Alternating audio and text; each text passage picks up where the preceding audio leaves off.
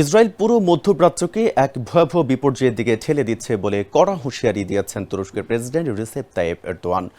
আঙ্কারায় এক অনুষ্ঠানে তিনি বলেন, গাজা ছাড়িয়ে এই সংঘাত লেবানন, ইয়েমেন এবং ইরানে ছড়িয়ে পড়া কেবল আত্মরক্ষা নয়, বরং এর পেছনে প্রতিশ্রুত ভূমি দখলের মতো ইসরায়েলের পরিকল্পিত উচ্চাকাঙ্ক্ষা কাজ করছে।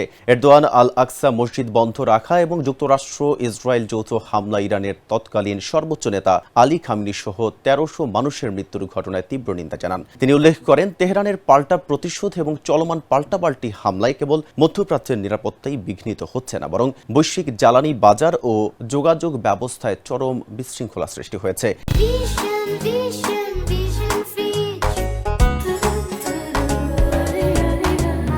এই পরিস্থিতিকে দ্বিতীয় বিশ্বযুদ্ধ পরবর্তী সময়ে এক ঐতিহাসিক সংকট হিসেবে অভিহিত করে এরদোয়ান বলেন, ইসরায়েলের এই রাষ্ট্রীয় উন্মাদনা ও বর্বরতা বন্ধ না হলে তা পুরো বৈশ্বিক স্থিতিশীলতার জন্য হুমকি হয়ে দাঁড়াবে। তিনি আন্তর্জাতিক সম্প্রদায়কে ইসরায়েলের আগ্রাসী নীতির বিরুদ্ধে ঐক্যবদ্ধ হওয়ার এবং প্রকৃত বাস্তবতা অনুধাবন করার আহ্বান জানান।